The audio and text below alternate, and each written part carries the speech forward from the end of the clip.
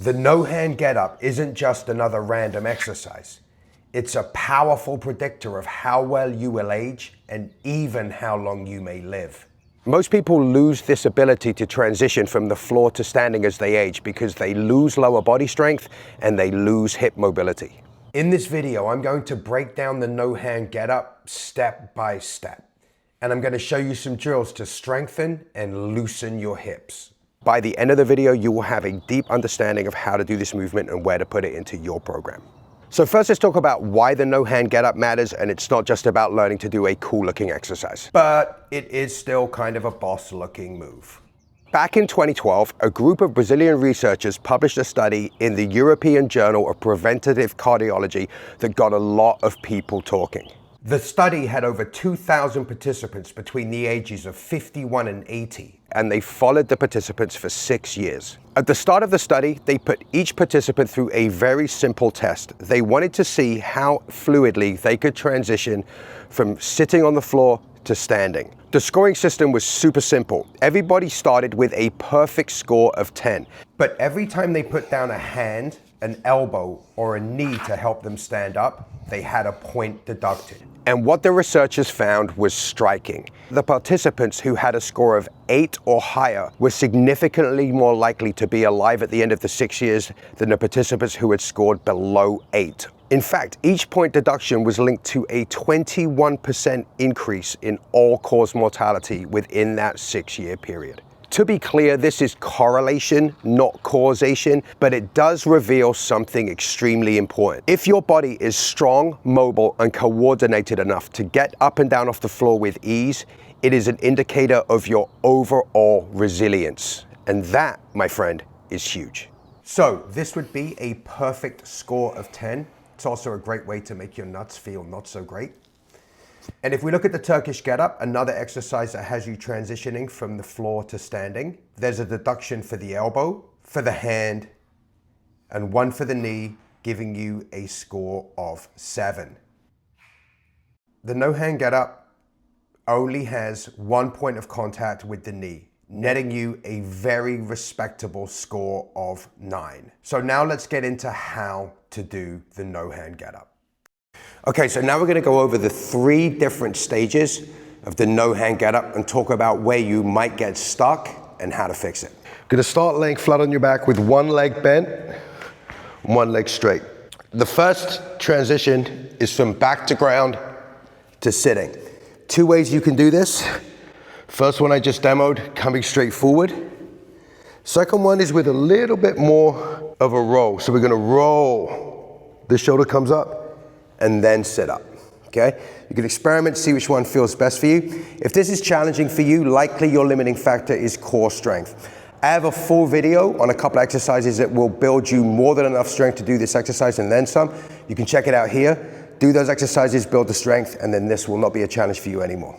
So once you're able to transition to sitting, the next challenge comes in the form of hip mobility, right? Because we're going to take this leg, put it here. I'm going to take this leg and tuck it in close to the hip. Now we don't want to bring this in too close because we're going to jam ourselves up. We want to have it out here a little bit. From here we're going to drive forward. So we're going to take our hips, roll over that shin, bring it to this position, right? This is for most people going to be the area of greatest challenge. We're going to loop back to this in a second and we're going to break it down and go into some drills to help you be able to do this. From here we just rotate the back foot. And then we're in a lunge. If you have challenges with lunges, a couple of ways to make them easier, especially if you're coming up from this low. One is lean forward, okay, rather than trying to stay upright. Number 2, when you're first doing this, it's okay to put your hand on your knee, right? Use your hand as a little bit of a brace. Make sure you're driving down into the floor. Use that to help you come back up. So the position we're going to work our hip mobility drills from is called a 90-90. And you don't need any equipment other than a mat or a place to sit down, but there are a couple of things you might want to have on hand, especially if your hips are not that mobile yet. The first are a couple of light weights. These are 5-pound dumbbells. This is plenty. You could also use a couple of water bottles. You do not need heavy weights here, but you will find that having a couple of light things to hold on to is going to actually make some of these exercises easier for you. Second thing is if you're really tight, something to sit on, like a yoga block, maybe a couple of books stacked, can make this position more accessible. So the 90-90 itself, we're going to set the front shin at about a 90-degree angle. So we've got a 90-degree angle here, and then we're gonna put the back shin at a 90-degree angle. So if you feel really tight here, sit on something, elevate the hips, it's going to make it easier. And this is a position we're going to do our hip mobility drills from. Okay, so our first drill is going to be switching sides. And this is gonna help you with that transition of bringing the one foot to the front and this foot in. So what we're gonna do, we're gonna take this back leg. If you need to, you can lean out. You can even put your hand on the floor if you have to, but ideally you wanna stay as upright as you can. We're gonna bring this back leg and swing it around. If this is tough, hold the leg, bend the leg, do whatever you gotta do to make it happen. Then we're gonna put this leg down, lift this leg up. So watch that again. Taking the back leg, swinging it forward, switching. Then this leg, we're gonna rotate it around, and we don't just wanna put it down, we wanna think about almost like we're doing a back kick, right? Think about driving this leg back, and we switch positions. Now this leg comes forward, crosses, switch, swing back. Forward, switch, put it back. And you can do whatever you need to do to make this happen, right? If that means leaning out all the way here, putting your hands down to help you balance, rolling all over the place, in the beginning, that's fine. Everybody starts like that. I started like that. Eventually, your hips will get strong and mobile enough that this is just a very natural feeling movement for you. And not only will developing this kind of hip mobility help you with the no-hand get-up, it's actually going to help you in everything you do in life. So, generally, perform this for 3 sets of 10 repetitions, so 5 per side. So, that would be 1, 2, 3 sets of 10, 2 to 3 days a week. We'll start building some real strength and mobility in those hips. Oh, hey, real quick. One of the healthiest things you can do as you get older is start a daily mobility practice. And in order to help you do this, I've put together a 7.5-minute morning mobility routine. You can get it by clicking the link in the description down below. It's specifically designed to undo a lot of the harm that our modern sedentary lifestyles are causing. So it's going to open up your shoulders, unlock your spine, free up your hips, and leave you feeling a hell of a whole lot better. Get it by clicking the link in the description down below. Now, back to the 90-90. Next part of the get-up is driving forward. So once again, make sure that we don't want the heel too close to the butt here, right? Otherwise, we're gonna be jammed up. Want a little bit of space. From here, our energy goes forward, and we roll up to here.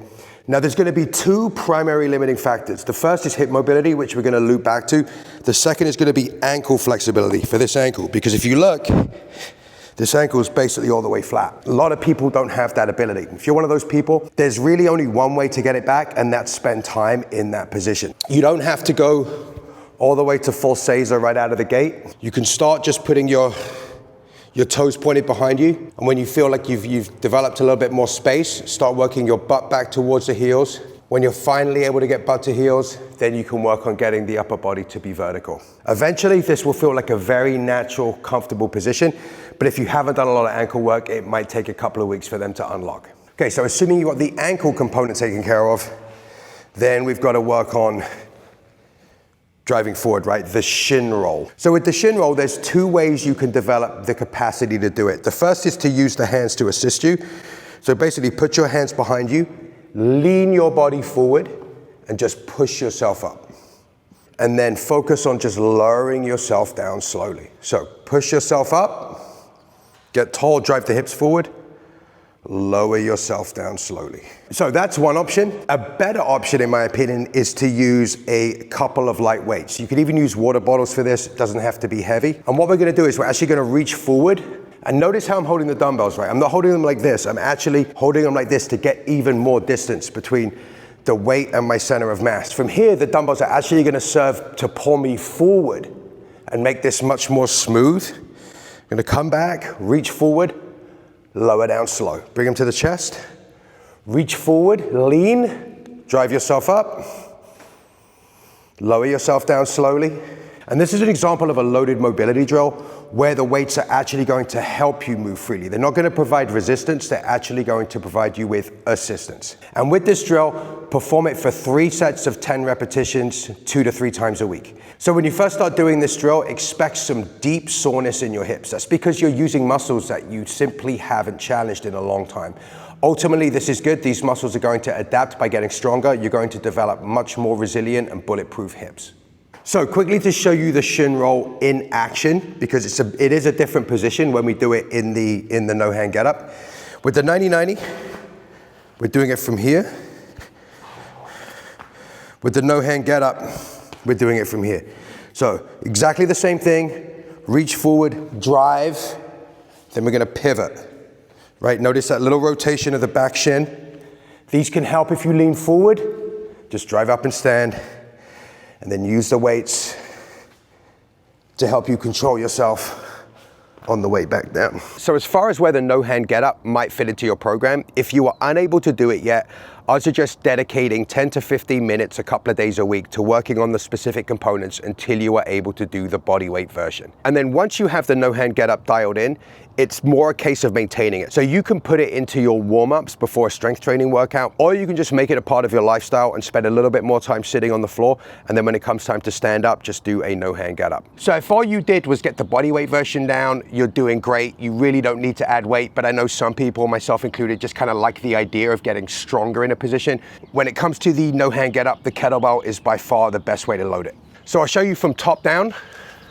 We're gonna put the kettlebells in the rack. Okay, so we have the kettlebell resting on the shoulder, bicep, and chest. Then we're gonna step back, pivot, drop, and then come back up.